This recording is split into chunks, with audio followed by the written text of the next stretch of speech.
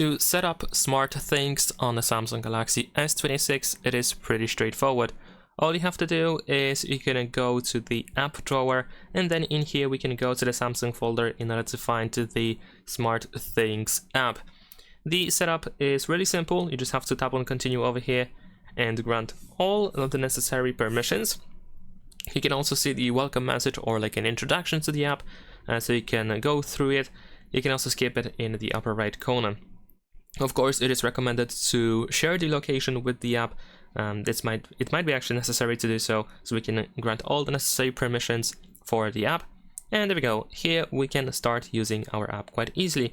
If you press this plus in the upper right corner, you should be able to, for example, add a new device. You can add a service, you can create a routine, or you can invite members. So you can actually add more people into your home in here. You can also manage locations as well. At the bottom we can switch to devices, so you can see the list of all devices that you have in here. You can also create different rooms like the living room, kitchen, a bathroom maybe, like a bedroom or something like that. And if you press this plus here in the upper right corner, then of course you can start adding a device as well. You can see that we can easily add a Samsung device and other partner devices.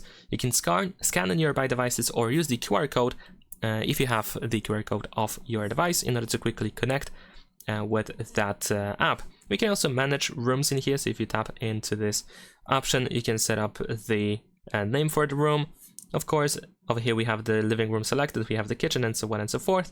And each of these rooms can be adjusted, and you can tap on these three dots here in the upper right corner to find managed rooms, so you can keep adding more rooms into the app, so you can separate your home and all your appliances and devices that you have at your home into different rooms. Pretty straightforward. And yeah, of course, be sure to check out some of these additional tips that you might want to use. It's really convenient to also create some routines over here, so you can have automated devices.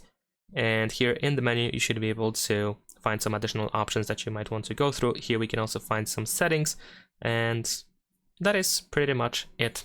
Leave a like and subscribe.